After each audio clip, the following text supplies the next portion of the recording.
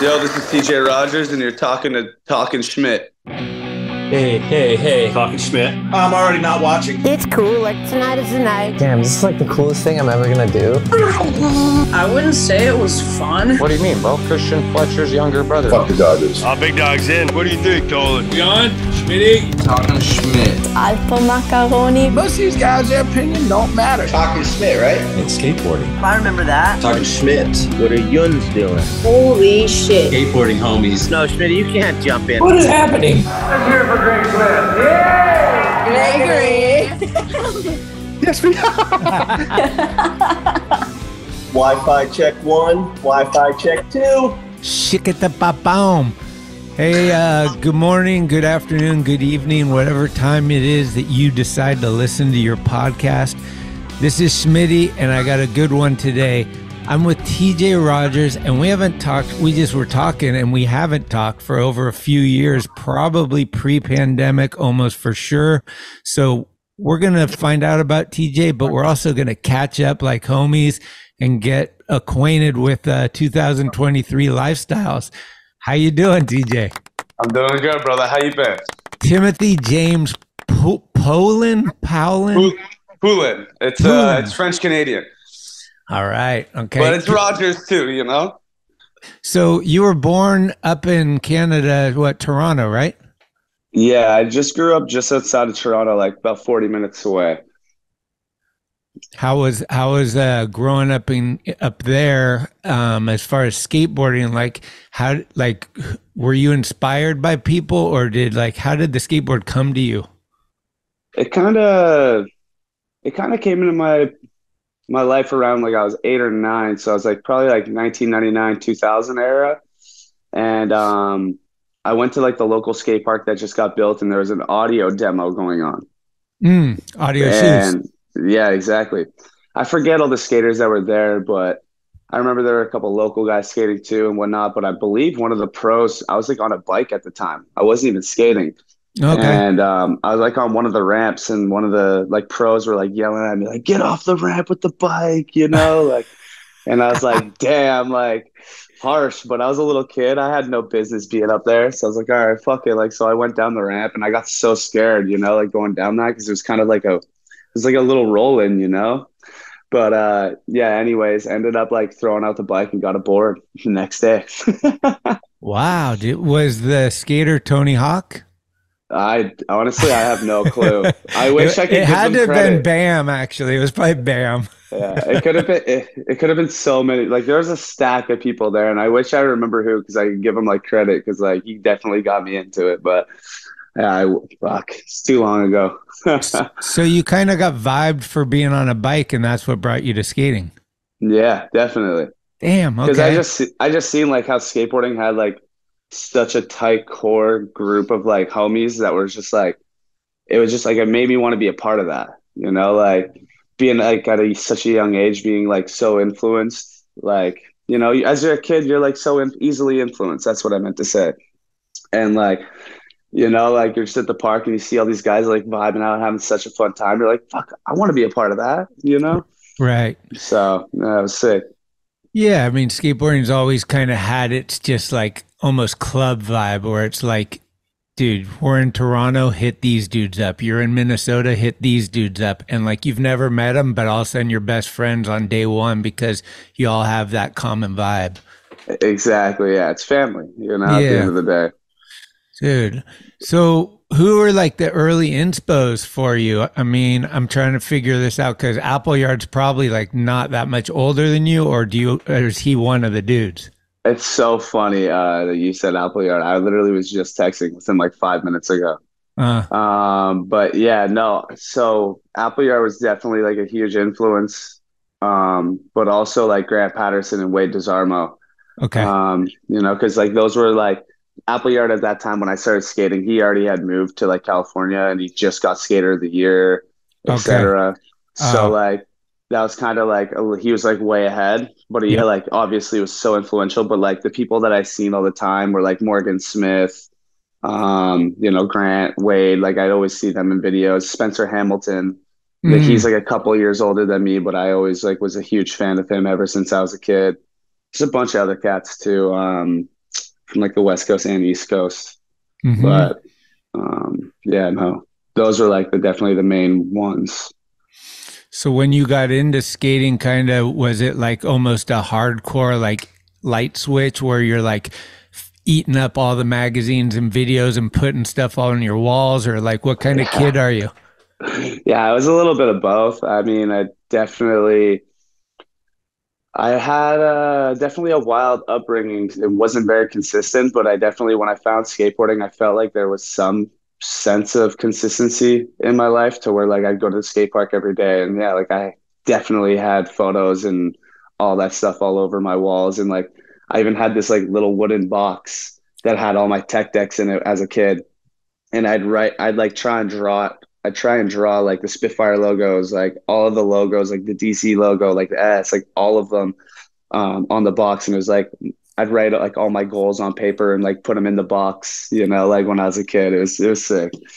That's rad. One of those kids, I guess.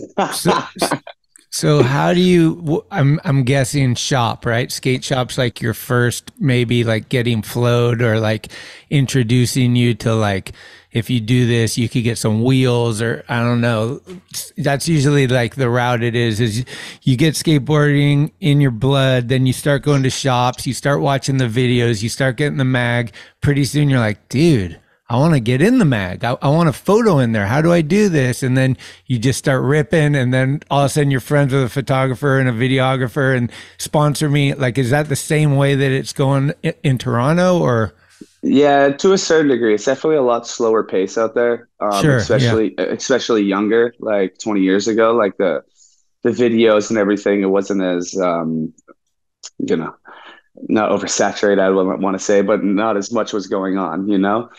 So it was just kind of to a point that I, at a young age, just honestly always just made goals for myself at the park, always just tried to skate and just like have fun. And it like helped me like through all like my personal stuff that was going on in life too, you know? So it kind of just like helped me like ground myself and just like keep me busy ultimately. And yeah, I ended up like kind of getting sponsored by a couple shops and like indoor skate parks. Like this one indoor skate park called 905. And then when that kind of happened, that's when like I really got like the understanding of like what a sponsored skater could get. Yeah, right around that time was probably like grade 8 and 9. So I was about like 13 around that time. Yeah. And then I ended up like going into foster care like shortly after like all of this kind of was going on. So it was a little bit of blurred lines of like exactly how it went down for me. Just because like I went into foster care and then like went into like a group home, shelter care for a little bit, and then like got out of all that when I was like in grade 11. So damn. Yeah, so your first like, 2 years of high school. Yeah, pretty much. Like I went to high school for like the first like couple weeks with my dad, and then he ended up having to go to rehab for some like other shit. And then when he went to rehab, I was like staying at people's houses, and then they ended up like calling in, like somebody's family called in, were like, hey, he needs like an actual like caregiver. So like someone like, yeah, they just took me away. Cops came, picked me up, fucking tried to run away. They just arrested me and brought me into the fucking sticks. Wait, to where like I couldn't. Well, like they didn't arrest me, but they had to put me in cuffs because I was trying to run away from them. Because like I was so street smart that like I could defend on my own. Like at that time when I was getting pulled in, like I was already like selling skateboards. I was selling like chocolate bars as a kid. Like I was doing my thing, you know. Like I was a little hustler, just trying to make sure that I could provide for myself, you know. So when they came, were you aware that what was going on? Yeah, well, I mean, when I got picked up from the cops to like get transferred over to the foster care group, like kind of like government, whatever it is, they like the girl that was looking after me was like, hey, like your dad like sent me money like to go get you a winter jacket, because I didn't have one at the time. I was just wearing like 2 or 3 sweaters. And I was like, okay, cool. So like I go back to the house on a bus. It takes me like 2 hours. And then by the time I get there, like I see cops out front. I'm like, oh shit, like something's up. Like this ain't normal. And like I get in there and like, yeah, the cops are there and like fucking instantly try to book it and run away. And then they fucking chase me down. They like put me on the ground, cuff me, and put me in the back of the car. And they're like, all right, like you're not going anywhere other than with us. And then like drove me like an hour or so away just to like I said, to this one house that like was really hard for me to like get around, because at that time, like I was in grade 9-ish. I just graduated like elementary school, and like I knew how to get around, like I skated from point A to point B a bunch, but like I was already pretty street smart, so yeah, they had to go throw me somewhere where I didn't know anything. Oh shit. Okay. Yeah. What does that do for you as far as like, are you getting along with the foster parents, or are you kind of like, fuck, you guys aren't my parents vibe, or is it in between that, or what's the vibe? It's a little bit of both. Uh-huh. Definitely at times, I'm such a young kid, I don't know how to control my emotions properly. And, I get mad at the little things sometimes. But all in all, they obviously tried to have my best interest. But the only thing that really pissed me off when I was a kid was them trying to like take my skateboard away and then punishing me, like, and not letting me skateboard, when like that was the only thing that like gave me my sanity and like helped me get through what I was going through, Right. So yeah, that was like the only conflict that I truly had with them, Interesting, because I've gone through a lot of therapy, and through therapy, I didn't realize this at the time, but my parents were divorced, right? And so I grew up with my mom, all my mom raising. And looking back, it seems like that kind of pushed me to skateboarding even more, because it was me getting out of the house and hooking up with bros and kind of learning maybe like a dude mentality, like not taking anything. I love my mom, everything, but having her raise you and then being with the bros and kind of learning about like more masculine type things and stuff. Like, I think that really pushed. And then it was like that feeling of we're getting away with stuff and we're doing, you're kind of like an evil kid, but kind of not evil. Like you could be doing a lot worse things, but you're breaking into schools and skating and doing these weird things. But yeah, it was I wonder, was that kind of for you, like maybe pushing you to, I want to be out of the house as much as possible? Yeah, definitely. I mean, like we kind of skipped a little bit going into like straight into the foster care kind of thing. But like growing up, like I didn't have the best upbringing, but I had somewhat of like a decent like upbringing as well. Like my parents were never together, but then I kind of lived with my mom for like the first like 8 years of my life. Right. 8, 9. And then she was kind of like in her own drug habits, and I would like, this is right when I started skating, and I ended up like stealing her weed and like her mushrooms and stuff. And like, I'd go sell it at the skate park. And like, she got wind where like I was going to get taken away from her at a younger age. And then she was like, well, I can't provide for him. So like my dad ended up taking me. And then I moved in with my dad.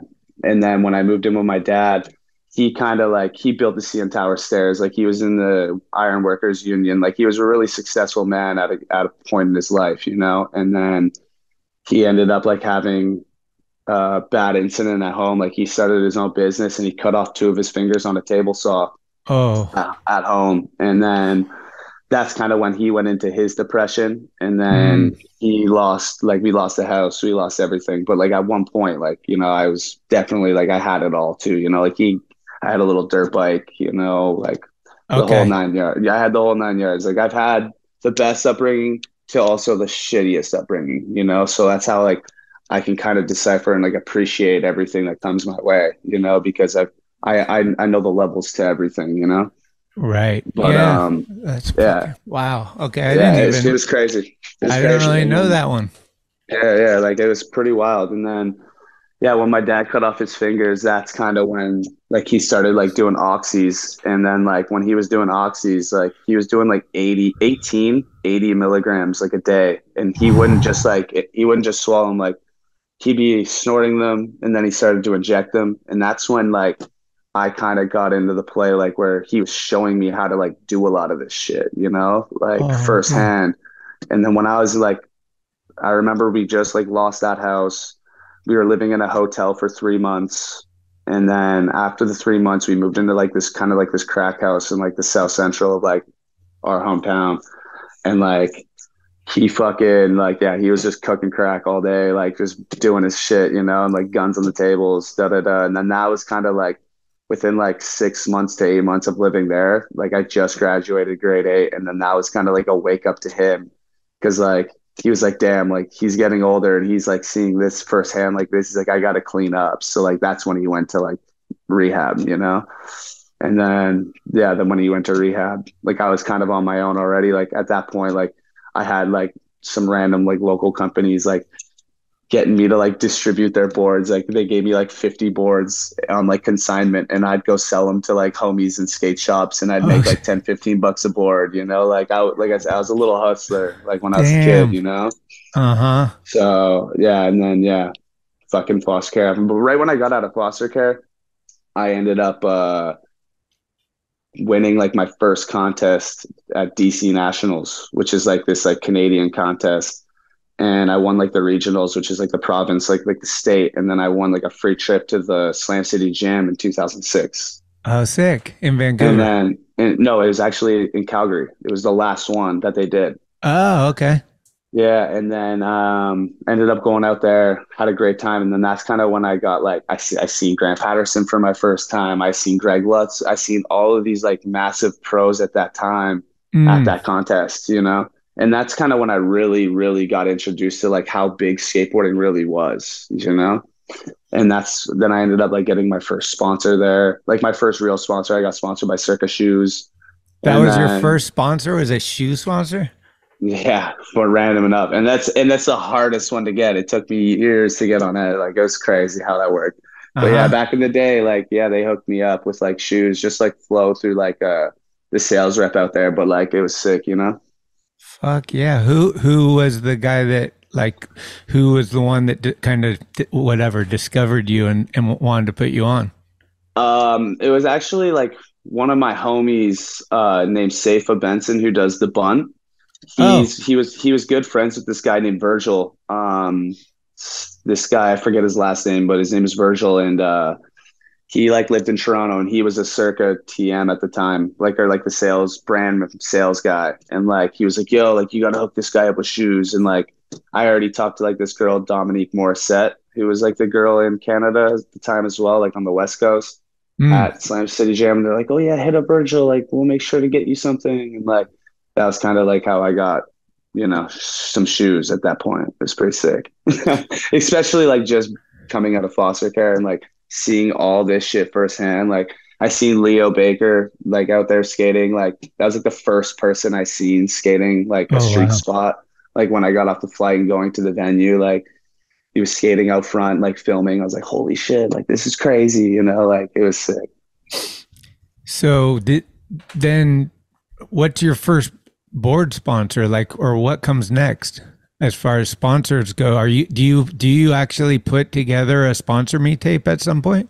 Yeah, for sure. I mean, I started at that point, like right after I got out of foster care. That's kind of when I started to like be able to really film.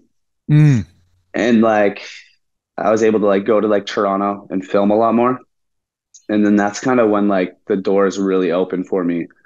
And I mean, I still obviously had some turbulence, like where I went to like this like family residency in like grade 11 in like Scarborough, which is like the hood, and some other shit. But like, yeah, I was just like honestly really driven to just like skate as much as I could whenever I could. And like the one thing that I always told my dad and like my family, I was like, oh, I'll graduate high school, but after that, like I'm skating. They're like, oh, well, what are you going to do after skating? I'm like, I'll figure it out. You know, just right now I have a vision and I want to do this. So I'm going to do that, you know, because this is what's making me happy. And at the same time, are you kind of California dreaming and thinking about like getting to the US because you're seeing like the industries down there and that kind of stuff? Or are you not really aware of that yet? I wasn't aware of that yet. Definitely not. At that point, I was just still like a little kid, just like trying to just, you know, gain XP and grow, you know, and like once I finally like, so I ended up like getting onto like this Canadian distribution called S&J Sales, and they ended up like hooking me up, and they gave me like the whole package where I got originally, actually it was Blueprint, random enough, Blueprint, Thunder, and Spitfire, I believe, or it was Venture. And then I rocked with that for a minute, for a couple months, and then Blueprint wasn't a thing anymore. I had an ad for them in the Canadian mag. Crazy. Wow. And then yeah, a couple months after, I ended up getting on Reel through the Canadian distro. And then I was rocking with Reel for a minute, and I was like starting to film pretty like a lot at that point, like in 2007, 8. And I was sending like a lot of footage over to them. And I don't think at one point, like I didn't, they were only sending, or the distribution was only allowed to give me a certain amount of boards a month. And I was going through that like way too quick. So they ended up like being like, hey, we can't do much else for you. And then I ended up talking with Morgan Smith. And then Morgan told me to like send my footage to Blind. And then I did. And then that's kind of how I got on Blind. Oh, wow. Okay. So what was your early go-tos, like if you were trying to impress, or like something that you knew you were good at? Like what would you like, what would be on your early sponsor me tape? It's just a little bit of like, were you skating stairs and stuff, or more ledge technical, or like what? The ledge skating didn't really come into play until later on.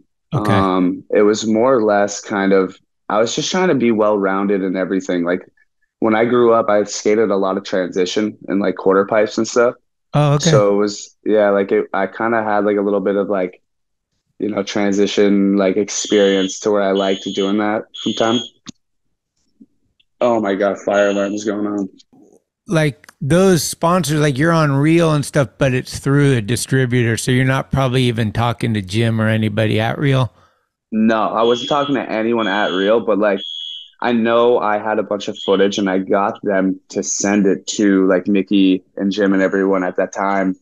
And I don't think that they were down at that point. Maybe my footage just wasn't at the caliber of where everyone else was, or whatever, right? It doesn't matter. It's no harm, no foul. I don't care.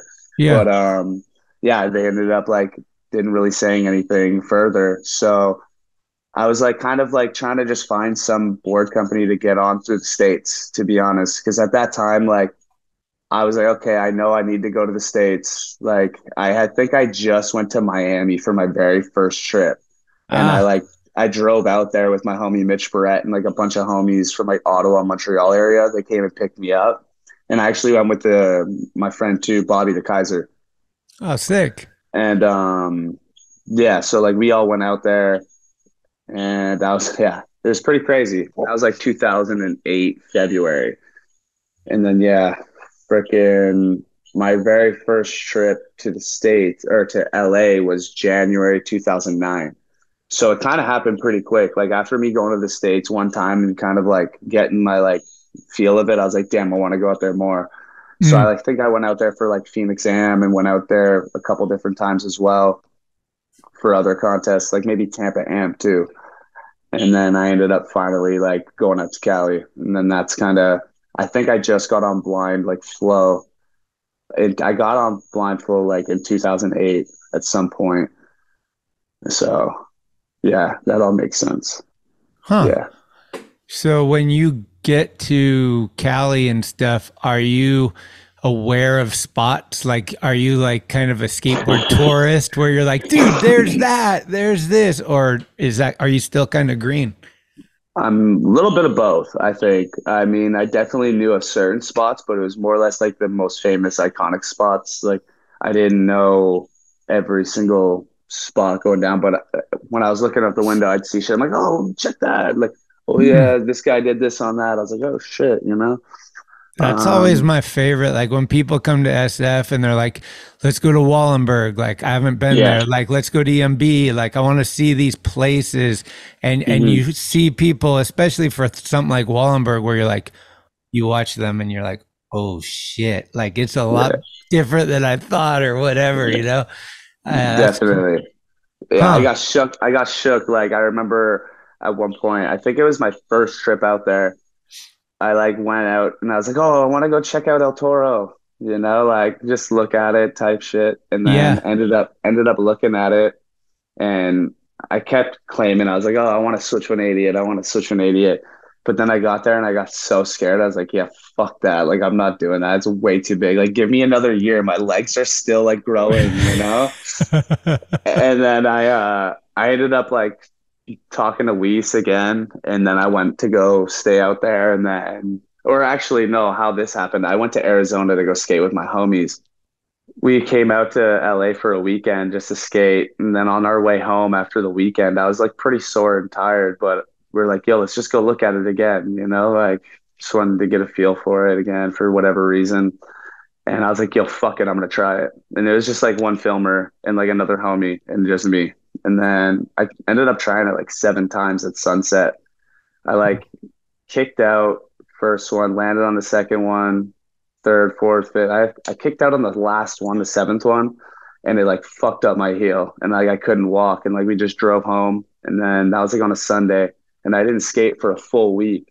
And then like that next Monday, I was actually flying back to Canada. And I was like, damn, like I don't want to leave without landing that now because I know I could do it. I landed on it. So I asked my homies to drive me all the way from Arizona back to LA. So, and they were down. So like I hit up Weiss and I was like, yo, like I landed on Switch 180. Like I'm going to come back out there like on Sunday. I'm going to drive out there in the morning. Like, let's fucking do this. He's like, okay, yeah, I'll call Thrasher Photographer. We'll be ready for you. And we're like, cool. So we left Arizona at like 4 in the morning or something like that. And then drove all the way to like Lake Forest area. We went to this one gap.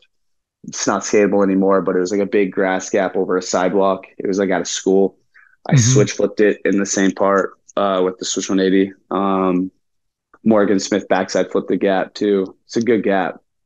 But we went there and like I already switch flipped it, but I didn't get a photo. And since Ben was there, Weiss was like, yo, you should shoot a photo. So I ended up going there. I did a second try randomly. Like I was just feeling good that day. Nice. Got the photo, and then we went straight to El Toro, and then got El Toro's second try.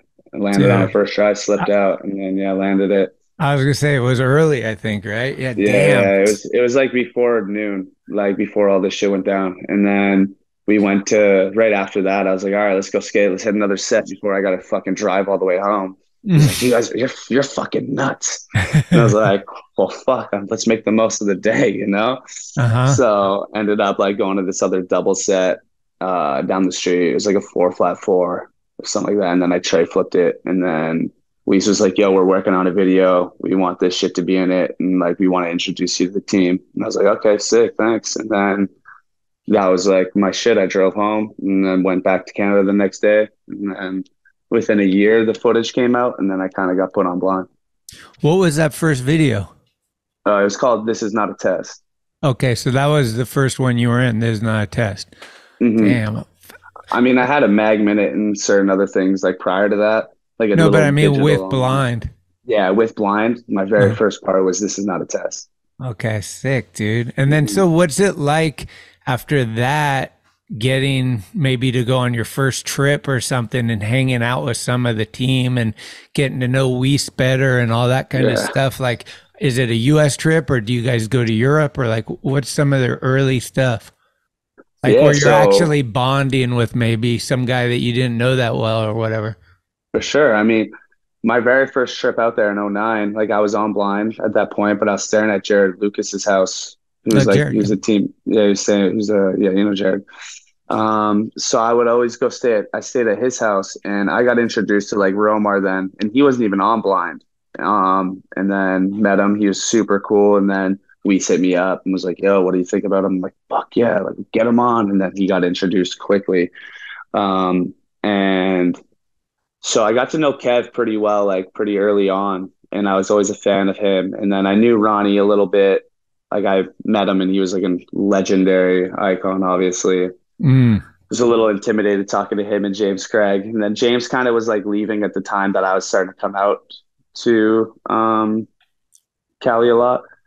And then, Jake, I don't know if I think he was still on to a certain extent. Morgan was on, but then Morgan kind of left shortly after as well. And then, but yeah, no, I mean, I'm pretty close. I was pretty close with some of the team, like definitely. I wasn't close with all of them just because like some of us live so far away from each other, Sure. But whenever we're like around, we always try to make a point to like kick it with each other and say what up and whatnot. Okay. But yeah, no, Weiss was always the man too. Like every time I'd come into town, like I'd always, for a few years, like or a few times I should say, I would go and stay at his house. I always loved kicking it with him because he was like he was like a father figure to me, like he really like helped me and gave me a chance out in the States. Right. That I have like nothing but love and respect for that guy. Yeah, he's the shit. And he's got like, he's got the bag. He can skate, he can film, he knows enough people, he knows enough spots. Like he's like the kind of guy you want as the TM and the homie, like all in one. Yeah. Yeah, well, and he also just knew my potential and like kind of pushed me when like there are certain times that I wouldn't necessarily like think I'd want to do that, or and I'd be like, oh, like yeah, I could probably do that, But yeah, he's definitely given me like the confidence to like really like persevere and push forward when like I was doubting myself at times. What is it you think that gets you to the pro level? Like, are you putting out just enough video parts and getting enough photos, or you're not really a contest guy, right? Or were you skating contests back then? Back then, I was definitely skating more contests. Now, I'm not really skating them as often. Don't get me wrong, I'd be down to once in a while if like the opportunity presented itself and it was, something that I was into, but I'm not really trying to like go chase that Olympic dream and like all that shit, like it's not really my forte. Like I tried to a little bit, but it was sounds just like a nightmare. It's a fucking shit show. Like I did it, like I said, I did it for a little bit and it was the fucking most stupidest shit I think I ever did. Cause not only was I spreading myself thin, like physically, trying to like do all these contests and skate like a fucking puppet. But like I was mentally like exhausted as well, like just trying to like go travel. Like I went like in 2019, I went to Brazil 3 times. I went to China twice. I went to England. I went to like all these different places just to skate a contest, just to go into this venue to skate this thing. And it wasn't even like to film for a video part or like to do any, something that like I could look back on and be like, yeah, yo, like I was out there and I did that. It's like, no, there's no clips of me even like of me like being out there and like all I have is clips of me fucking in a rave in the middle of fucking nowhere in Brazil, like that's like what I have on my phone of memories of Brazil, not fucking the skate contest. So it's like, I'm trying to just go and like make moments and like film, skate and like document it in my like the way that I want to, instead of just like going to a contest, going to a venue, can only skate for an hour, and then the contest gets canceled or postponed till 1 a.m. in the morning, and then you got to skate. Like you're just like, dude, what the fuck is this? And then you got to get COVID tests in the morning and night. Like, oh man, that was crazy. Sometimes you get piss tests showing up at your room. You're like, fuck this, like for drugs. Yeah.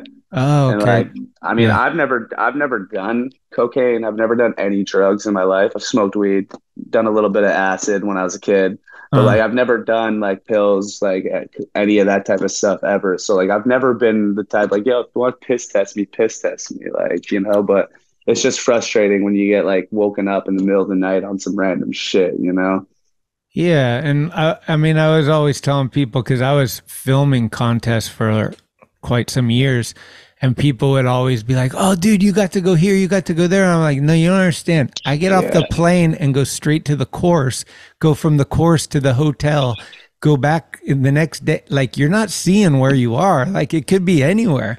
Exactly. That's why, like, if you go to Brazil, you want to go there like a week before or stay a week after or something, so you could like, dude, that's not a fucking short plane ride. I know, exactly. Yeah. And that's kind of why I just like, I don't know, maybe it was something else that happened along the way too, but just, I got to a point where like, I thought of this recently, and I think this is what really did it for me, was like, you skateboard for so long, right? Or we've all skated for so many years, right? But like, in all honesty, like I've been skating almost like 25 years now, right? And like, think about that, 10 years, 3,650 days times that, I had the extra 5 years. It's like almost 10,000 days. When you really think about it, when you're a kid, your parents would always tell you in a trade, like you got to work 10,000 hours to become a master at what you do. Like, I've been doing my shit for 10,000 fucking days. Yeah. Like, that's pretty wild. You've been doing it longer as well. Like, you're a master at your craft. You know what I'm saying? Like, I mean, I've worked at Thrasher for 25 years. You know what I mean? So it's pretty wild to put that into perspective sometimes when you're really looking back and you're like, damn, like, absolutely. Like I want to start doing things the way that I want to do it, because I've worked at this shit for so long that I deserve to have that, like that peace of mind doing what like makes me happy, 100%. Yeah, it makes a lot of sense. I think that's why people branch off and start their own thing after a while, is because like you get the like this and that and the knowledge and the wisdom, and then all of a sudden you're like, I don't want to have these guys tell me what I already know and how I want to do it. I want to tell myself how to do it and accomplish exactly my vision, right? Exactly. Yeah, it's similar like with editing. It's like, fuck, I got to fucking show it to this guy. Like, I've been doing this forever. If I like it and the guy that I'm working with likes it, should it be good? Like, yeah. And then you got to give him another rough edit, and then he doesn't like one little chop or something. You're like, yo, fuck off. This works, man. Cut me a fucking break, dude. Absolutely. When did you get like you got Red Bull after you're pro or before you're pro, or like when does that come in? So I've been working with Red Bull since like '08 as well, man. Oh, like wow. Almost 15 years. But like I wasn't getting really paid by them at that point. And they also didn't make me wear the hat. Okay. Like, so for example, like the first trip that they kind of helped me on was like me going to Miami in 2008 in February. Like they gave me a $200 check to like pay for some food, but I didn't even have a bank account at that time that I couldn't even cash it. Like, Fuck. So it's it was pretty crazy at that point. So they've always been helping me, but then when I finally got contracted to where like I had to wear the hat was when I turned pro in 2014. Then like they were like, I turned pro, and then like a month later we did this project in Canada at this abandoned resort on the east coast of Canada in Halifax, Nova Scotia, actually just outside of Halifax, apologies. But it was like this abandoned resort that was built by the Germans back in the 90s, 80s. And like they built the whole structure, and like there's a bunch of spots like inside, like some of the rooms were finished, but then like they went home after the summer and they never came back to finish it. Oh, wow. It was actually a really cool like experience. And like, so I went over there, and then that's when they gave me like the hats and like, you got to wear this in this project you're on. I was like, oh, sick. Is there any option in the contracts? Like, has any pro said, I'm coming in, but I'm not wearing the hat? Or is it like, it's the hat or you're not on? Yeah, essentially it's pretty much what it is. Like you have to wear the hat, but there is a clause in the contract where it says you don't have to wear the hat as long as you're wearing something branded Red Bull. So whether it's a t-shirt, maybe a pair of their pants, but they're skinny jeans, but okay.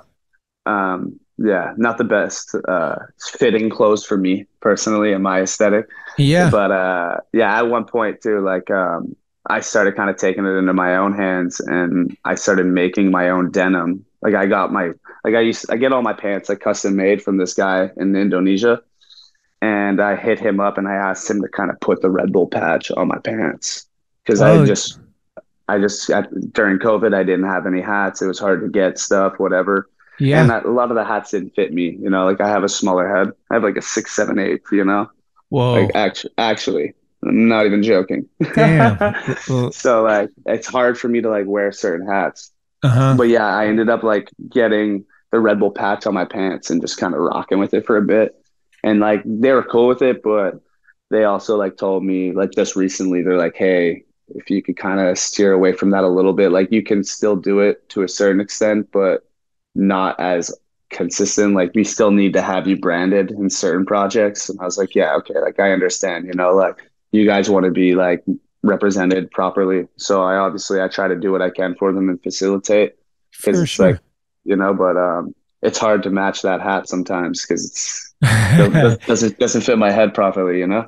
Well, I always say being a street skater is better than being a vert skater, because if you have to wear the helmet, it's way worse.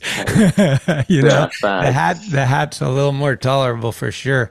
Where did you get the inspo for the pants and stuff? Like, were you just always like, I need baggy pants and couldn't find the right thing, and then you kind of designed them, or?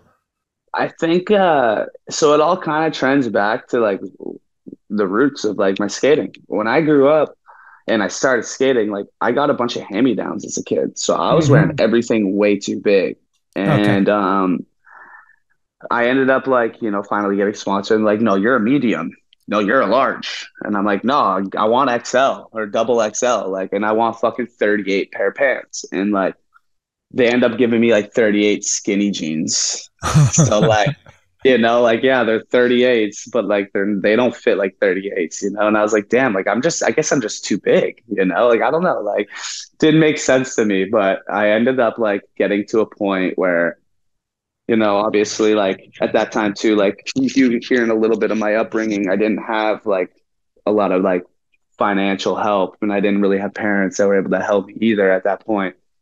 So I kind of, you know, anytime like there was like a program with one of my sponsors or an incentive, I just would do it. You know, like for back in the day, I rode for like RDS and they would pay me $50 a clip if I tag RDS on a post and I got like 1,000 likes. So like if I did that every single day, I would get an extra, you know, 1,500, maybe more on my check. So it was like easy money for me as long as I was just wearing the clothes. So I always just did that. And then it got to a point where I quit RDS in 2018 because I just like, I didn't really like a lot of like the clothes that they were wearing, like making at that time. And I just wanted to like wear what I wanted to wear. I was sick of like just wearing everything that like my sponsors gave me, and I didn't have my own identity because everyone wore the same shit.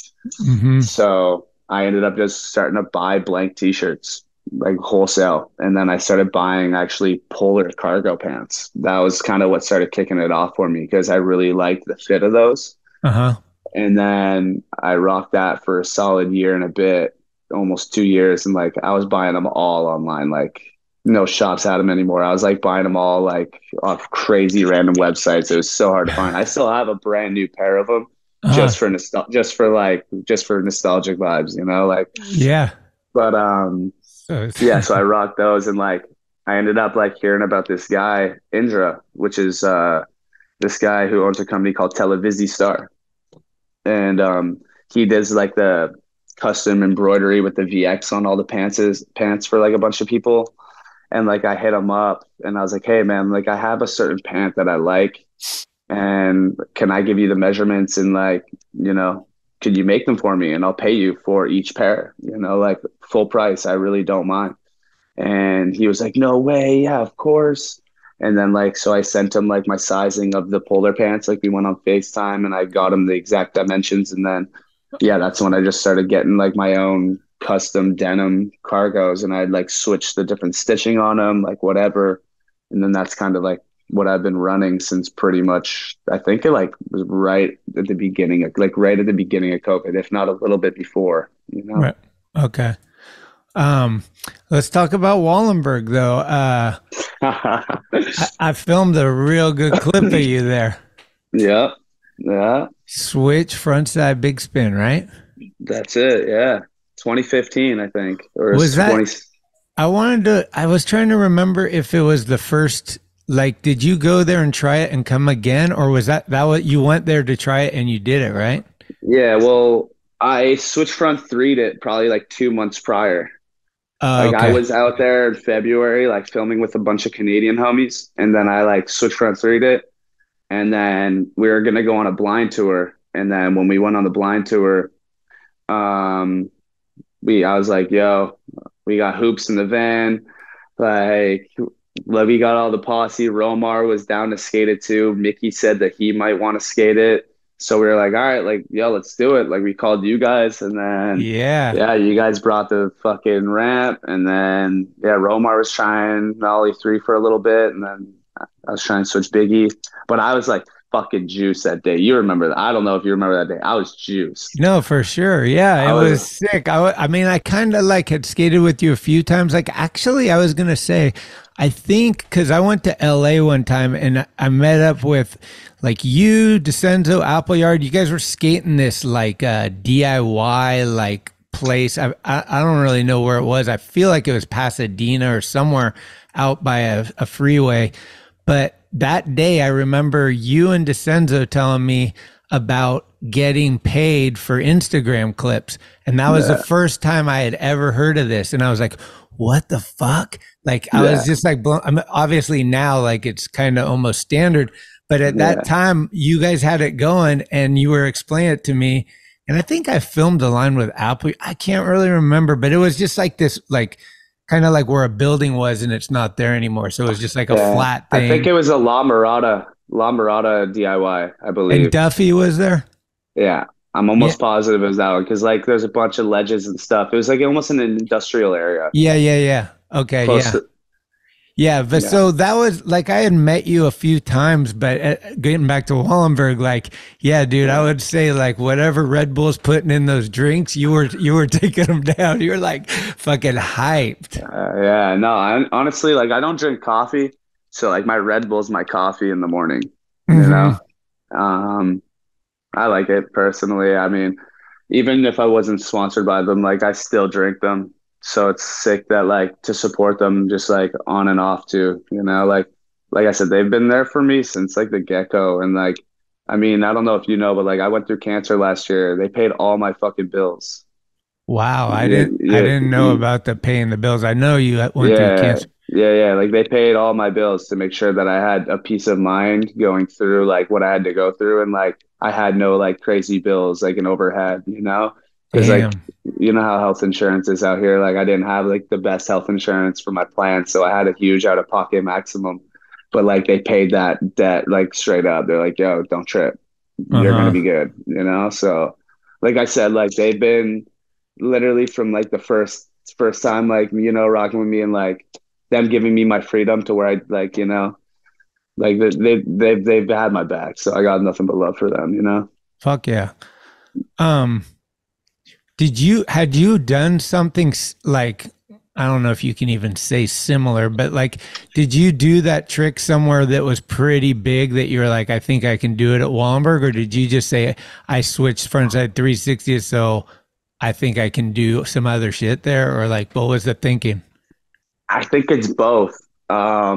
So growing up in Canada, like there's this one spot that is pretty big. It was like a 12 stair in my like right beside my hometown, and I switched 3'd that back in the day. It was probably like 2012, and then I switched big spinned it like pretty quickly, like around that time too. And then when I went to Wallenberg and I switched 3'd it, I was like, oh, like I'll just treat it like that Durham set, like I got this, you know. And like I also like at that point, like I was pretty good at switch big spins. So I was like, all right, like it's just, I don't know, I was just feeling it. And I was like, let's just do it, you know?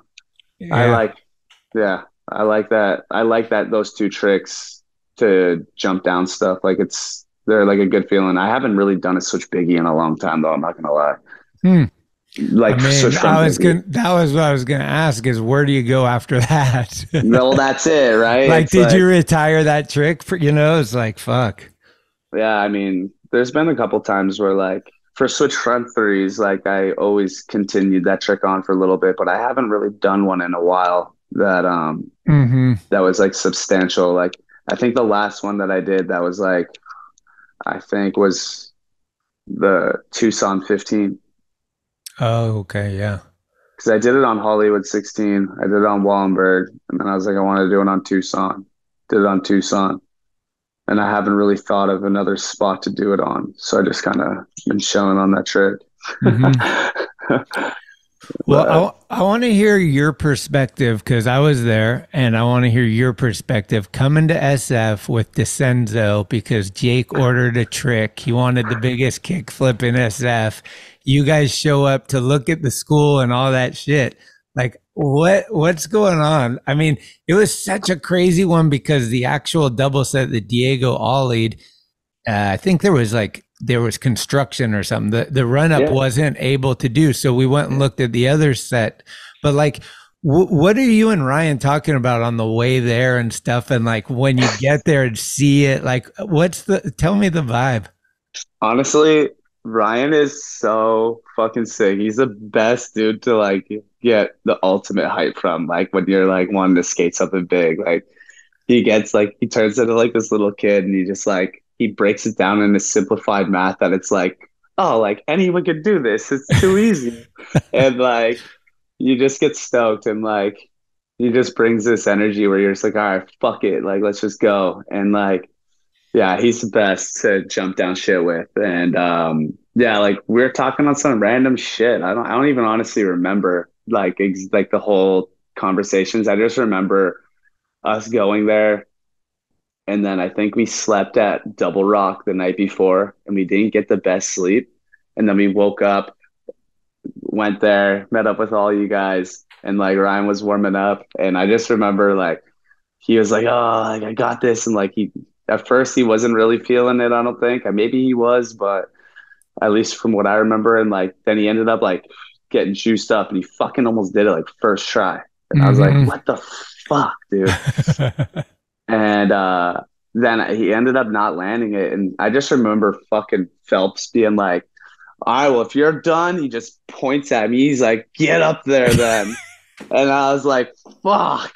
Yeah. And like at that time, like I smoked a bunch of weed. I didn't expect to skate. I'm just like chilling in cheerleading mode for Ryan, you know? Yeah. And I'm like, fuck me, man. I'm like, all right, like Phelps calling me out like that, like goddamn legend. All right, I guess I'm doing this then, you know? Fucking.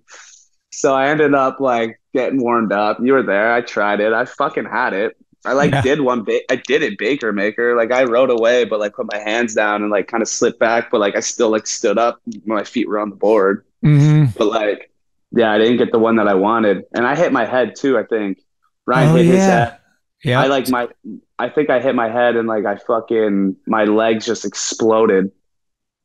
And then me and Ryan drove our asses back to fucking HB that right after that. Like we were supposed to stay and like go stay at Double Rock and kick it for a night. But we're like, yeah, fuck this.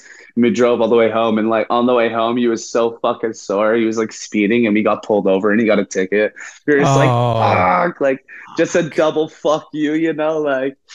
It was a good trip. Like it made us gain a lot of XP and knowledge, you know, like I was stoked on that. Yeah. And then Ryan came up on New Year's Eve and got it. I didn't get the fucking invite or I would have been there too. Oh, damn.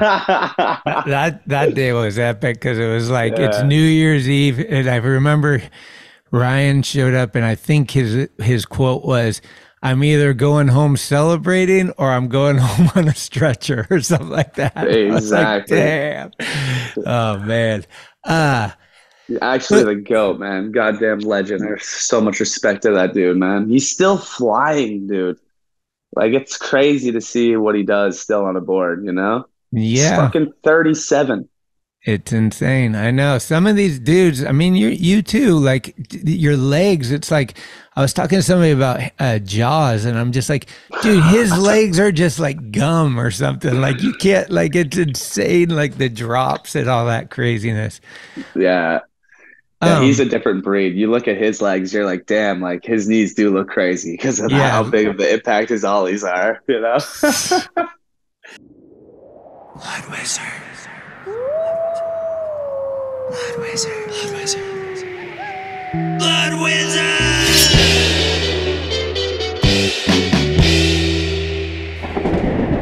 Shop.bloodwizard.com. Tickety tack.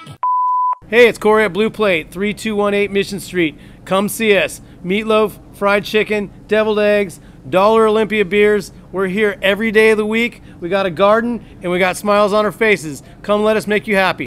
Tell me about the TJIF part, because I think this, I don't know, is this maybe your favorite part you've done? It to me, it was a lot of things, and one of the main things is it's felt like since it's S, it was kind of a homage to Menek Mahdi, the way it starts and the music, and then your headphones come off and then you put them back on and it's another song.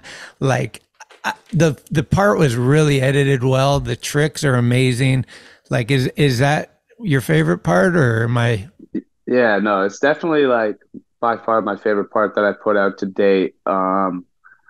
I'm just for many reasons, you know, like I worked on Ghostface, like Ghostface is so, oh man, it's good. Well, I mean, Kev Perez killed it on the editing, you know. He did a really good job. He did a really, really good job with putting that piece together. And, you know, I worked on that footage for, I don't know, what was it, a year and a half, maybe? Like, somewhat, like, give or take. Yeah, was that like the first thing you filmed post pandemic, or was some of it during pandemic, or like what? It was all the pandemic. Oh, it was. That was all pandemic. Okay. Yeah, because like, yeah, I mean, in 2020 when the pandemic happened, I dropped like, that's when I honestly, when the pandemic started, that's kind of when I had like a rebirth, I feel, with like creating content and skating, you know, like I fell in love with it because I wasn't like going to these contests and being a puppet. I was like doing what I wanted to do every day. And what I wanted to do was like create video parts and like skate some like grungy, like sides, like cutty shit, like that I just have been skating lately, you know, like that's like just something that like challenged me differently than anything else, that I was like, I want to just do that, you know? So yeah, that specific part, yeah, because that came out last year in May when I was going through chemo, and I filmed all of 21 and a little bit of 22. Yeah, so that timing is pretty crazy too. Like, are you finished filming when you find out you get cancer, or did you still have to? I think that part was like pretty much all done, actually. The more I think about it, I think like I filmed all of that stuff like in 21, and then I found out I had cancer in January 22. Oh man. And then that's when like I was like, oh shit. And then like, you know, I had surgery February 10th because they didn't know if it was cancer or not yet. Like, and then had surgery. Then like 3 weeks after, had blood work, and they're like, oh, your shit's still elevated and spiked. Come back in 2 weeks to get blood work. If it's not, if it hasn't gone down, you're going to have to do chemo. So obviously went back 2 weeks later, it was still spiked. So I had to do chemo. And then that started like the March 28th. And then that's kind of when I started like, okay, hey, like I can't skate for a while. I need to like start organizing my footage and everything that I have, just to like, you know, keep me not only mentally, but like something sane and like stimulated on something and focused to where like I have things that I could look forward to, rather than just like dwelling on like something I couldn't control in that mind at that time, you know? Right. Oh yeah, that's how that all that footage, the TJIF was 21. Like, what were you pretty scared when you first found out? Or are you just like, Jesus Christ? Like, how big of an impact did that make on you? It was definitely like life changing. Don't get me wrong, but at that time I was really just like in the mental state of being like, all right, well, yo, I can't control any of this shit that's going on with my body. Let's not stress. Let's not fucking like panic. Like I'm just, you know, just gonna chill. Like fucking still skate, just do my regular shit. Just don't overwork myself and just like keep it mellow. And then I ended up like talking with all the doctors in January. Then I had surgery. And then I think like 17 or 18 days after surgery, I like tried to skate. And then I like did some tricks and I was like fucking stoked. I was like, okay, I'm back. Huh. And then like it was just like ledge tricks, you know, like I did like a switch flip back 5-0 on the ledge, and I was like switch flip back tail. I was like, fuck yeah, like feeling pretty good, you know? Okay, yeah. And then yeah, after that, that's when I found out I had to do chemo, and I was like, oh shit. So I just like kept, and like also after I had surgery and shit, like Red Bull has this APC center, which is the Athlete Performance Center. And like, yo, they like worked on me every day, like on my scar tissue, like stretching me out to make sure that like everything that like happened to me was like not gonna like affect me in the long term, you know? So like when I was going Wow. through all this shit, like I was still going to physio and I was going to the gym and training, like just doing shit to make sure that like I didn't lose all of my muscle, you Hmm. know? Damn. Because like when you go on chemo, typically like Schmidt, like like you lose weight typically, right? Yeah. Like yo, I fucking gained 25 pounds. Oh, damn. I gained 25 fucking pounds. Did you have any side effects? Like, were you nauseous or sick in any way? Or I was a little nauseous at times, but I never puked because the doctor specifically told me, he's like, yo, TJ, smoke weed. really? He's like, smoke weed. Now, like at that time, I wasn't really like smoking too much. Like I was kind of like on like a cleanse. I was just doing what I wanted to do. Uh-huh. And I started smoking weed again. And that helped me so much just to pack on the pounds because I was just getting so hungry after I'd smoke. And Right. even though like I'd do the chemo, I'd smoke a joint after, I'd still get hungry because of like, you just get the munchies. For And sure. like the doctor would be like, oh yeah, like eat McDonald's, get a McFlurry, go get a Frosty at Wendy's, like go to Burger King, have it your way, do whatever the fuck you want. Like you're going through some crazy shit, like it doesn't matter, you're gonna get through it. Just like make sure to pack on the pounds. I was like, Okay. all right.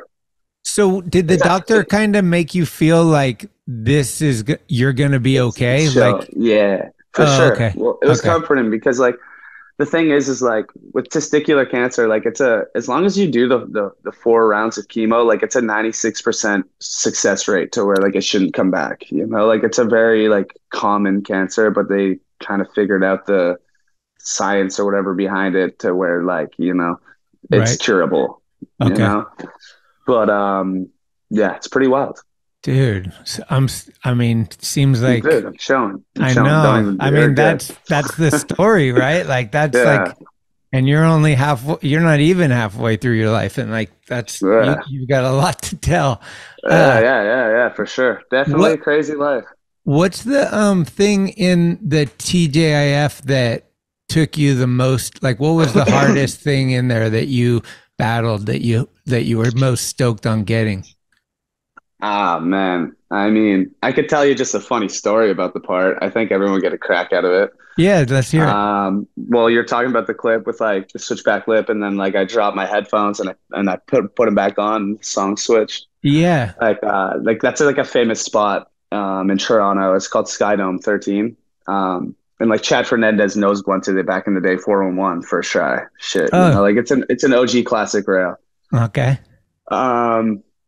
So like I went on this like tour in Canada. I was like skating and filming, doing my thing, and I ended up like working on switchback lips that whole summer. And unfortunately, like my homie Mitch Barrett, like Mystics, he like gave me a bear hug when we were drinking one night partying, and he popped my rib out. And like my rib was fucked, and like What?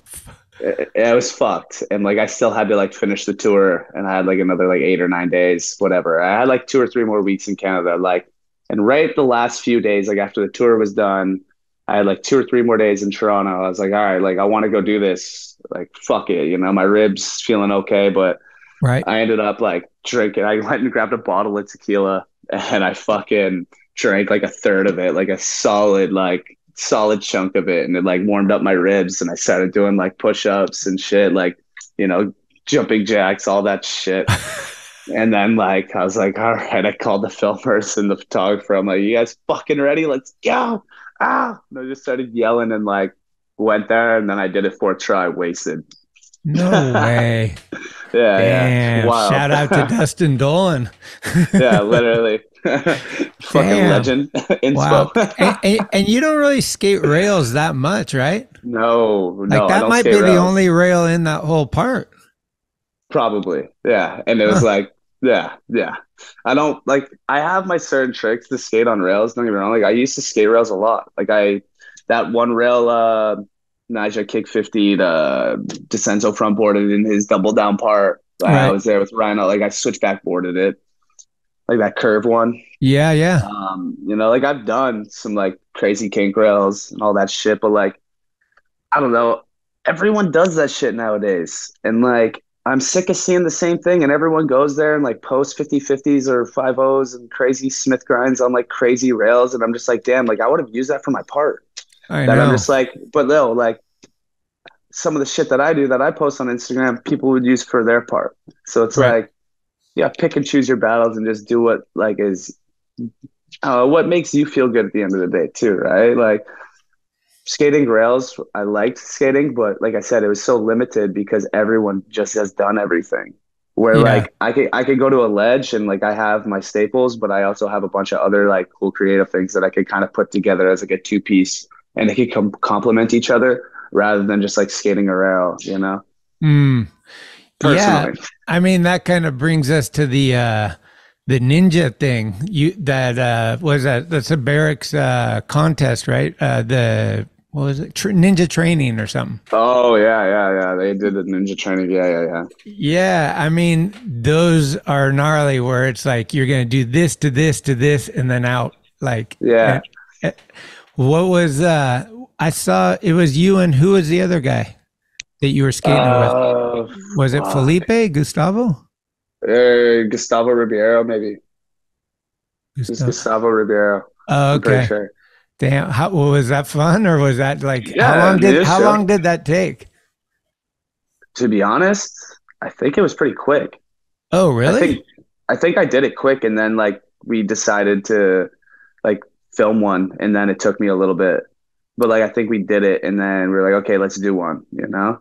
Okay. 'Cause that's typically sometimes like at the barracks, that's how they do their like content, like they talk about it and they think about like, okay, what are we gonna do? And then like, you know, they think of an idea or somebody does something and they're like, oh, let's do that, you know, and then they like pull up the cameras. Right. Okay. Damn. What about the OG respect in SF? Of course, that fucking fired me up. How did that all come about? Where you just filmed like a full part in SF? Well, first and foremost, I had to show you guys some respect, you know. But no, like I just beat cancer. You know, like I finished chemo June 3rd of 2022. And there was a goal, like I knew I had a colorway coming out at the end of the year. And like I had a goal of mine that I just like really wanted to like film like a full part by the end of the year. And I was like, I can't film it in LA. Like I'm tapped in LA. You know, like I've been here for a few years and I've just biked around and I've just skated a lot of it to where like there's still, don't get me wrong, tons of shit for me to skate. But I like traveling a little bit more because it gives me that spark to where I'm like, hey, I'm only here for a few days. Right. I don't know when I'm going to come back. I want to make the most of it, right? Mm-hmm. So I was like, let's go to SF. I have like X, Y, and Z that I want to do. And like maybe we could try and just film like a minute and a half, who knows, right? Of footage. And then, yeah, we went out there for a weekend and then filmed like 2.5 days of it. Like we went out there on a Thursday, skated Friday, Saturday. Might have the days mixed up, one back more. Because I skated one day, I got 8 clips. The next day, I skated half the day. I got like 4 or 5 clips. And then the next day, I got like another like 7 or 8. And then that was like, all right, I'm done. And then we drove home. Oh, okay. And then he compiled all the footage and it was like 2 minutes and 40. And they're like, oh yeah, like we could use this. And I was like, okay, cool. Like, fuck yeah. So then they used that for like a little colorway part, you know? Yeah, that's so rad, dude. I get hyped when people come to the city and film, especially like a substantial amount. I mean, Westgate's part in the America video always stood out to me just because he came and hit the hills and just, it's so sick how Miner filmed it and all that stuff. Yeah. Really well put together, that part. Yeah. The Brandon one. It's so fucking sick. It's classic. When you come to SF, is there anything that is a tradition for you? Like, is there any food spots that you continually hit? Do you have any like connection to the city that you're like looking forward to anything when you come up here? Oh man, I fucking so many things, you know, that I love to do whenever I'm there. I mean, there's this one restaurant, Dagwood's. Dagwood's, yeah. Fire. Love that spot. All right. So good. I love those food truck places too, like for food and whatnot. Like those are like the jams, like those kind of spots. people that I always tend to hit up, like I always try to hit up Dan Z. Like that's kind of like the guy that I always think of every time I come into town. Try to hit up other people too, but I don't know, I don't like bothering people. And like sometimes when I come down there, I just like go and I just do my thing and I go home, But I definitely need to make it more of a point to come out there and holler at all you guys. Maybe go into the warehouse and grab a fucking box or something. Absolutely.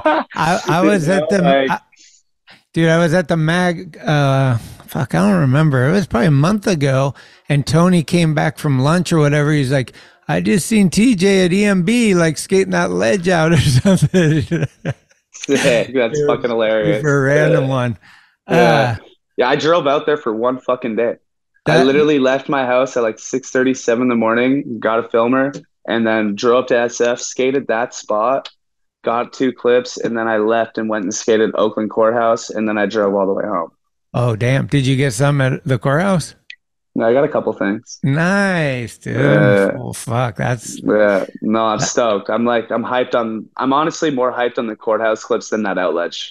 Like I was like so horny to skate that outledge that like I was ready just to kind of take whatever I could get. Yep. But like I went to the courthouse before and I looked at it, but I didn't like know exactly what to try. But I knew the ledges and how I wanted to skate the spot. Right. So then when I got there, like there was no pressure because I already skated the outledge and like fucking I was feeling pretty good. And yeah, you got a couple things I'm stoked on. Fuck yeah, man! It seems like you're just constantly, you go from one project right into the next.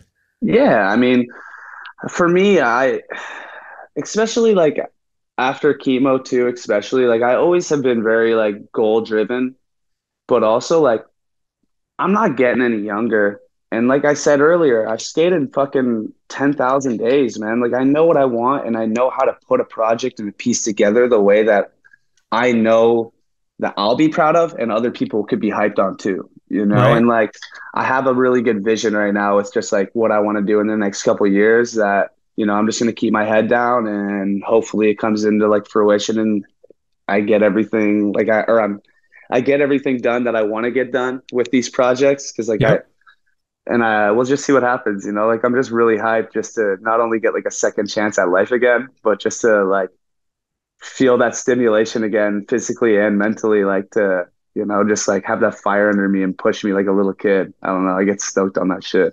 Yeah, that's fucking rad. I mean, I think you're a big inspiration for a lot of people, especially with everything you've gone through. But like just the last couple of years, especially just seeing this stuff and hearing your story and like your mentality and your positivity and all that stuff. Like what, like, coping mechanisms are you using? Like, is there intentional, like, don't let this darkness in? Like, how do you deal with it all? I'll be real, Schmidt. There's multiple ways that you could like look at life, like everyone has their own demons. We all get dealt a certain amount of cards that we're dealt with.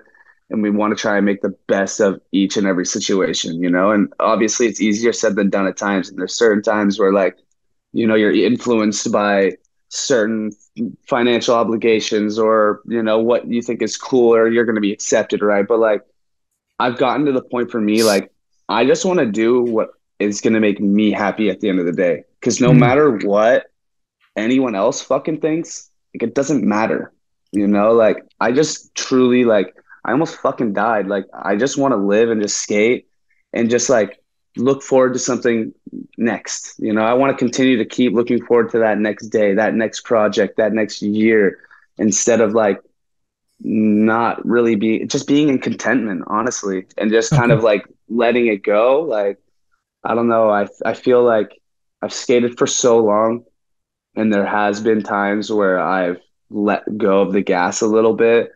And not to say that it was a bad thing, but like I got too comfy and I wasn't as driven and as focused as I am now. And I don't like that because it made me feel like maybe at one point that I was like, I had everything that I wanted, but it's like I didn't. And like I still don't. So why am I going to let off the gas pedal now when I still have so much more to live for and like so many more experiences and so much to like that I have goals, like I have so many things that I want to achieve. And I know Rome's not built in a day, but the more that I'm able to stay consistent with it and like keep doing my best and have this fucking smile, like it's all that matters. And going back to your question too, in terms of like how do I cope and how do I go through with all of these types of things? Yeah. I think I personally, I always kind of like look back and I reflect on the fact that like, yeah, no, I did have like a really amazing career. Like I had so many people looking out for me, helping me and like really helping me guide me to get to where I am now. But like, I never gave up and I never fucking said no to anything along the way. And I always tried to like, just do my best, in each and every situation. And I always tried to remember too, that like, it could always be worse, like anytime that I was down on myself or like, I was like, oh fuck, like the world hates me or like, I'm not doing good enough for myself. Like, I'd always just try and reflect and just remember that like, hey man, like we all have our bad days. And like sometimes when we're on that up, the only way is down. So just try and like keep that consistency in the middle. And like you can have your waves of going up and down, but like never want to stay at the top, because if you're always at the top, the only way is down. And like you never want to feel that, because that's like when you really like break down and you're not able to like truly like think with like logically, you're thinking with your emotions and you're not making the right decisions for yourself, Yeah. So you always gotta just stay grounded and just know that like everything happens for a reason, first and foremost, but like just make sure to always do your best, Like life's too short. Right. And I say it like a broken record, but we are skateboarders. So guess what that means? We have an understanding of balance. Balance is everything in life. Like you don't want to be an extremist to either side. You want to stay focused, which is center of gravity, always like dabble here, but make sure there. So you're like balanced. And like, I feel like that came to me a lot later in life, that mentality, but it really is kind of that old cliche thing, like everything in moderation. Like I believe in that. I was just about to say that. I was just about to say it's all in balance and moderation of knowing like, knowing like, okay, hey, you had a couple crazy months skating, traveling, like take a little bit of time for yourself to do this you and need that, a recharge. Yeah, everyone deserves that, and for example, like, at the beginning of this year, I took a couple of months off, like still skating the skate park and stuff, but I wasn't filming. Like I've been working on a bunch of stuff this year, but it only really started since May 3rd. Okay. And like, I got like 4 projects fully done right now.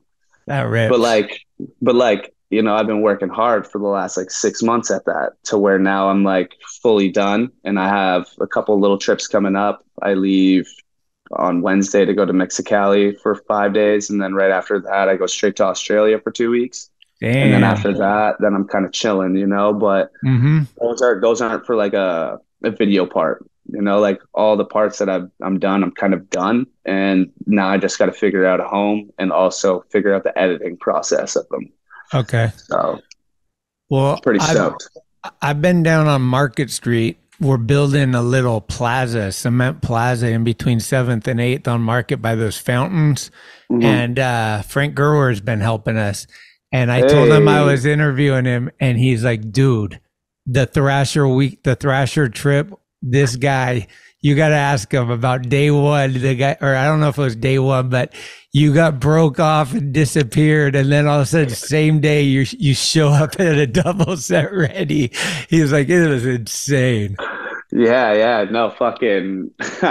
So we went to Lee Sides, and I was just so horny because I've only been on 2 Thrasher trips. One for King of the Road as a mystery guest in 2013. Yep. And then literally 10 years later, I was on the Thrasher vacation tour. Okay, yeah. Like just crazy, the coincidence, literally 10 years apart, And it's in Canada, right? Yeah, this one was in Canada. And like, so we went to Lee Sides, like this like big bowl, like under the bridge and whatnot. And I'm skating with Rainey and everyone. I'm like, just trying to get my feet wet a bit. Because again, I kind of skated a bit of tranny as a kid, not that big, but still. I ended up trying like a back lip slide, and I came in and like my backside started to shoot out, and I just fucking fell right to my hip, like just slam. And it like definitely popped my back and my hip out a bit. Like I could feel like the strain in my back, and I was like, yo, this isn't going to be good for the whole trip. Like I need to go get looked at. So I ended up like asking my homie Mitch to drive me to fucking Myo Detox, which is this physio place that I knew of. And I went there, and like luckily they had an opening. She fucking popped me back into place and like gave me a little bit of a massage for an hour. And then I called them. They're like, oh yeah, we're here. We're going to go to this double. I was like, all right, perfect. And then they're like, TJ, what do you got? And I was like, oh, fuck. I mean, I'm glad it was today because I'm still like on that high still. But like if you asked me tomorrow, I probably wouldn't have skated, you know? But yeah, I ended up like skating it. I got like got a switchback. I got a switch pop shove on it and then a switchback heel. And then, yeah, we just kept moving. It's pretty good. But before you did anything, the fucking boombox came out. And what song got you hyped? Oh, I mean, fuck. I want to get away. Yeah. No, that was definitely the song for everyone else to remember me by for sure. Was Lenny Kravitz "Fly Away" for sure. Yeah. I like when we skated that double. I put it on at like 9 a.m. Like fucking the crazy. That was a crazy story too. Like I got another one where we went and skated Go Skate Day all day. We're at dinner, and then Galia Mamalu messages me, and he's like, yo, like bring the team over to this restaurant that I'm at. And everyone was like, no, like we're too tired. And like Wes was like, oh, I haven't seen Galia in like a decade. Like, fuck yeah, I'm down. I'll roll. So like me and him like go say what up to Galia, you know, pay our respects to the Canadian legend. Yeah. And we have like a drink or two, and then fucking one thing leads to another. We go to a club and this and that, and like we fucking leave there like 3 something, and then Wes passes out at a pizza spot out front on a chair. And then I had to like my phone died, and then like I had no recollection of exactly where we were, so I had to finally wake him up and then fucking put my arm down over his shoulder, you know, and like just walked with him back to the hotel, woke him up, you know. It was a good night. That whole trip was honestly like the best shit in the world. Like I had so much fucking fun. Yeah, that's what Frank said. It was like such a good crew, like Zared and all these dudes. Yeah. It was fucking really put well together, and then hitting all the spots across Canada. Joe Brooks, a rad dude to fucking kick it with, photographer. Honestly, that whole trip was not only life-changing, but like so memorable for me, because like not only was it like my first trip like after cancer, but like it was just with like I put myself out there in a situation that like I normally like I always am down to do those things, but like I don't get that opportunity, you know. And like to have that, especially after like the cancer thing, like it meant so much to me in so many ways. And like how everyone was so like, I don't know, welcoming, and like, dude, I talked to pretty much everyone on like some deep level shit almost, like me, and like, you know, and I feel like I've got a really good connection with all of them now, and they're like my brothers now. I love every single person that was on that trip like so much, and I just can't. I hope that I get invited on another one type shit. Like I don't know. I just had so much fun, man. I can't express it enough. Like no, you're in. It was epic, honestly. Like it's fucking so fun. That rips. What's the deal with blind? You quit blind, or blind actually just is done anyway, or like what happened there? Yeah, so I quit blind last summer originally. Oh, before Dwindle and everything. Yeah, I quit last summer because like they didn't pay me for 3 months. I was on chemo. Oh, damn. Yeah, like I didn't look through my accounts, you know, and then I looked after, and I was like, yo, like I'm missing this. Oh shit. Oh, and I realized, you know, some shit, and I was like, oh well, kind of. Yeah, I'm not gonna say the other thing, but I just was like, all right, fuck this, I'm over it. I just called Weiss. I was like, yo, like I know it's not you, but like I'm done, and I quit. And then he ended up hitting me back. He's like, hey, we got like this really good opportunity. Like, hear me out, please. Like, do you have another opportunity yet? And I was like, no, I just quit. And then he gave me this opportunity, and it worked for a little bit. And it was really short-lived, though, unfortunately. And then I didn't get paid for like 6 months, like all this year from January to June, and then I quit like June 1st. And when I finally quit, like I was asking them for boards and they wouldn't give me boards. I was like, why? Like I need boards. Like I have my own custom shape and shit. I'm like, yo, like you're not going to give me boards? Like, no, we can't. I was like, okay, well, can I buy boards? And they're like, yeah. I was like, all right, I'll buy 30 boards blank. And I fucking quit. Suck, you know, like, and I just quit. I was like, fuck it. Oh, damn. Yeah, it is what it is. Honestly, it was a good run. And when we got let go, like I was going to leave, but I was under a certain like deal to where like I had to kind of wait it out a little bit. Sure. And it just, yeah, it was a shitty situation for all. But honestly, like all in all, I'm really happy it happened. And I'm just excited to see what happens in the future, you know? Yeah, it sounds like a bummer. I mean, I talked to Romar kind of right when it was all going down, and he was like, dude, he couldn't really talk about it, but he's like, let's put it this way, some people are going to court. So, damn, that's too bad. There's a huge lawsuit right now on Dwindle, but I don't really know the whole specific details and every single thing, but I know there's like, I think 80 people that are on like this thing trying to like sue them. Damn. And like, there's no one really like left at the brand, like all brands at Dwindle. I think there's only like a couple riders left on Blind, which is like Mickey Papa and Mike POR and Sora. Well, Sharal. Is Darkstar still there? All the brands are still there, just no one rides for the brands. Oh shit. Okay. I think everyone on every brand I think left except for Blind. Oh, okay. So who are you getting boards from? I just bought blanks. Really? So I'm just I can show you. I bought them in June or like May. I bought like 30 of them and I still got like 10 left, 15, like 10 or 12. And then, yeah, that's when I need to start figuring it out. I just have been trying to keep it consistent and not like, I don't want to give anyone a false impression of like riding a certain board and then people thinking that I'm getting on and I don't, like just trying it, that I've been just like really just keeping it like really chill, trying to just like figure it out. I kind of have something in the works right now. I'm not going to lie to you, but okay. It's not 100%, like, you know, we'll see what happens.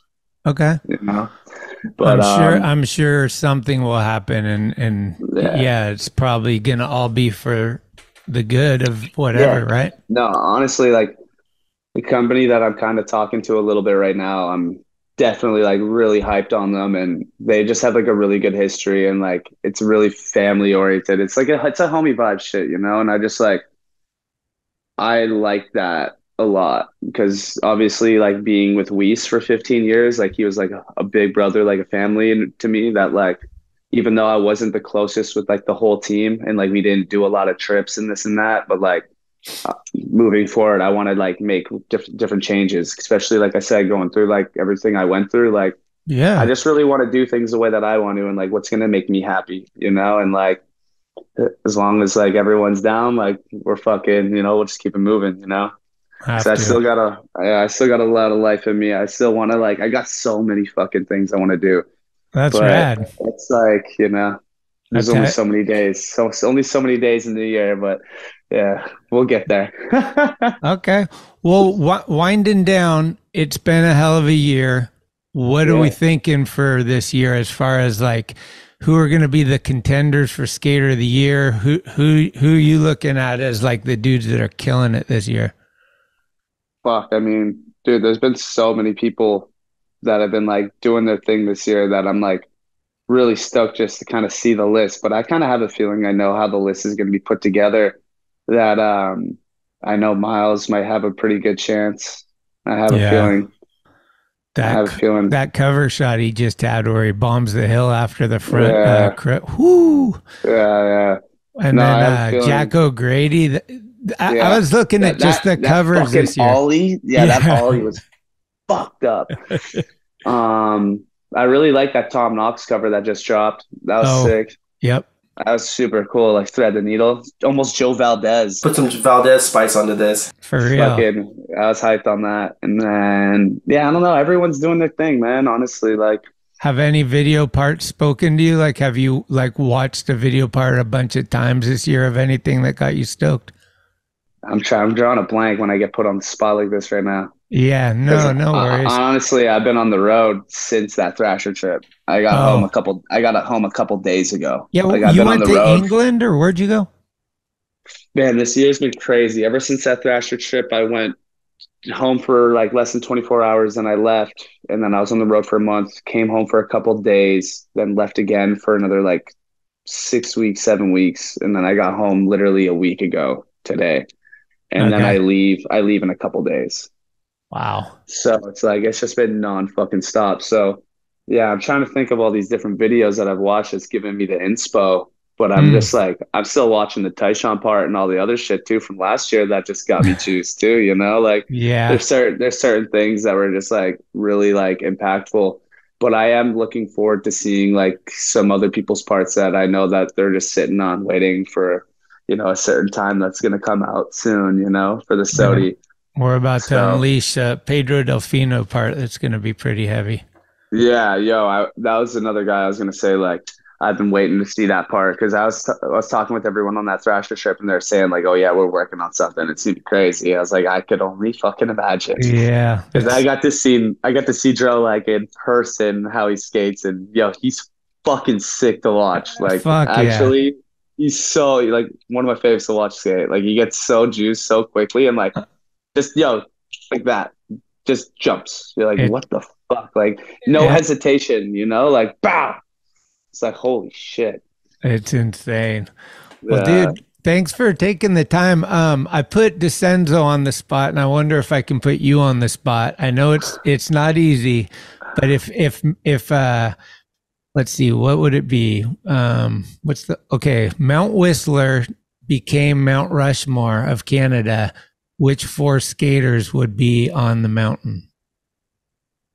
Rick Howard, Rick McCrank, Mark Appleyard, and either Colin McKay or Moses. Damn, there you go. So I like that. That was pretty close to what he said, except for he has, I think he has Mac now, or one of his childhood. Oh, yeah, Mac now. Yeah. But Mac now's a good one. Yeah. Fuck yeah. I was just trying to think of like the pioneers, you know, that have like done it like 20 plus. Like when I started skating, they were like the shit. You know, Tony Ferguson too. He's Canada, right? Right. Yeah. Like, you know, there's a lot of Canadians that like kind of carved the path. There's a couple other guys, and I'm blowing it right now by not knowing their names. Yeah. So whenever I like forget shit like this, you guys got to remember too. Like, it's called chemo brain. You know, like. Is it? Like it's a thing like that you like, you know, like you can't think of something, like it's on the tip of your tongue. Like, I used to be I'm always like this, but at least I get to blame it on something now, you know? Hey, my friend he went into a coma for like a while. Oh shit. And he came out and he's good, and kind of the same vibe, like, fuck, I could have died, whatever. Yeah. And every time he can't remember, he's like, dude, I was in a coma, man. I can't remember. No, because it is a thing. Like, if you search online, there is a thing that says like for the first like year to like 3, depending on the person, like it could be harder to like put certain sentences together, and also like your brain gets a little foggy like on certain times, like if you don't sleep, whatever, right? But that's just like getting old. That's how I always look at it. You know, It's all perspective, but yeah, no, I'll blame it on chemo brain when I can't think of something.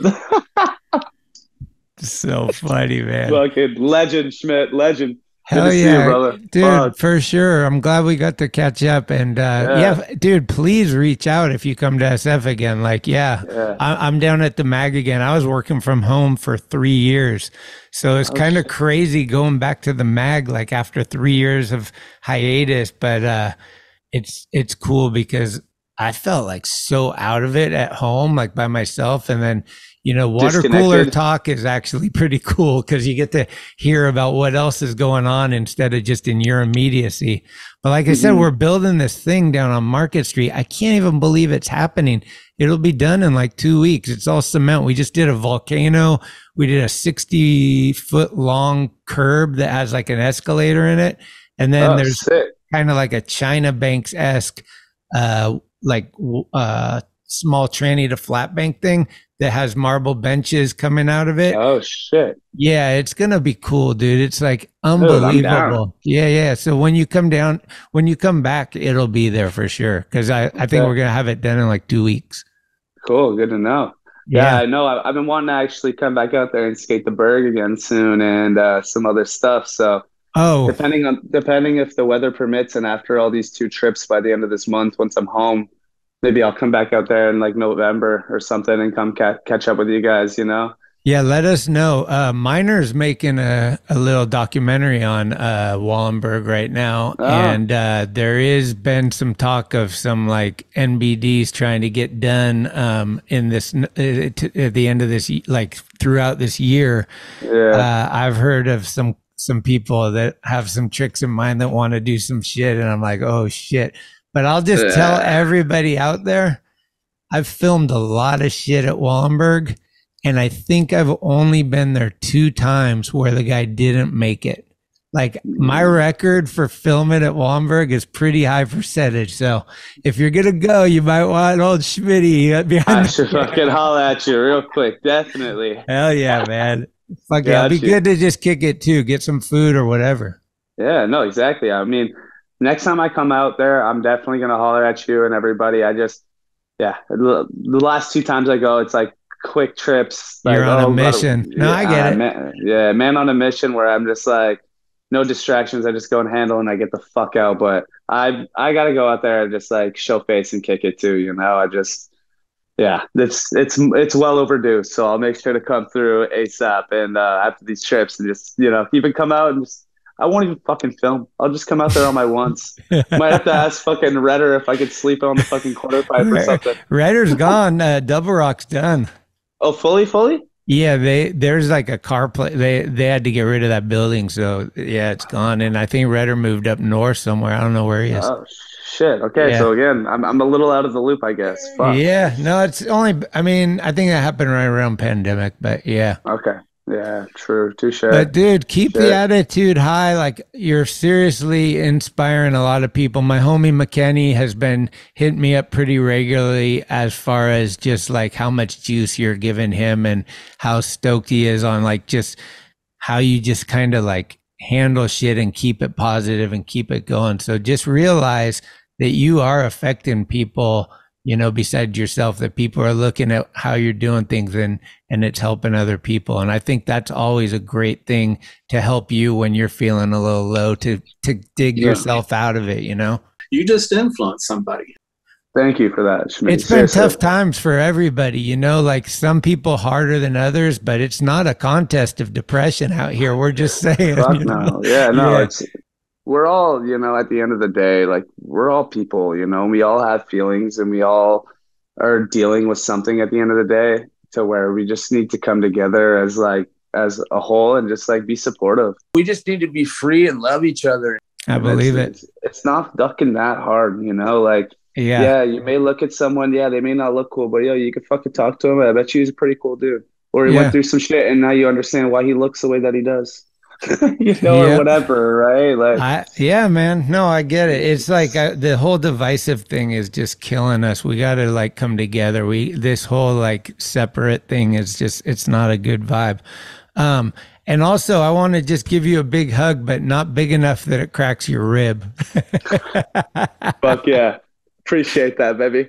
Hell yeah. Take care. Safe travels. And we'll stay in touch. You as well, Schmitty. Have a great weekend. And it's nothing but love. For us, it's Thanksgiving today, so in Canada, so we're gonna have some turkey maybe tonight. But okay, October 9th. Yeah, but we'll my birthday's in 18 days, so I'll be 27th. I'm the 26th. No way, my brother's the 26th. No fucking way. Hey, Scorpio. Let's go. That's fucking sick. I'm gonna have to put that in my reminders right now and holler at you. I will too. Hell yeah. I think Ronnie Sandoval is either 26 or 28. Okay, yeah. I know Paul Hart is the 27th as well. And Yuri Ficini is the 26th. Oh, wow. Yep. Yeah. It's coming. A bunch of us. Yeah. All right. Well, enjoy the week and whatnot as well, okay? We'll catch up soon. Okay, take care. You as well. Later. Okay. Thank you for listening to another episode of Talkin Schmit. You can subscribe to the show on iTunes, Anchor, Spotify, or anywhere you get your podcasts. When you subscribe, you'll get notifications every Tuesday of new episodes the minute they become available. Also, please leave reviews and a 5-star rating. It's the best way to help the show grow. All of the episodes will always remain free, but if you would like to help support the show, you can do so at TalkinSchmit.com, where you can pick up some merchandise like t-shirts, beanies, hats, and stickers. The website has an entire archive of all of the episodes, with extra photos and videos. Email us with any suggestions, comments, or ways that the show may have improved your life at talkinschmit@gmail.com. All interviews are conducted, edited, and produced by Schmitty.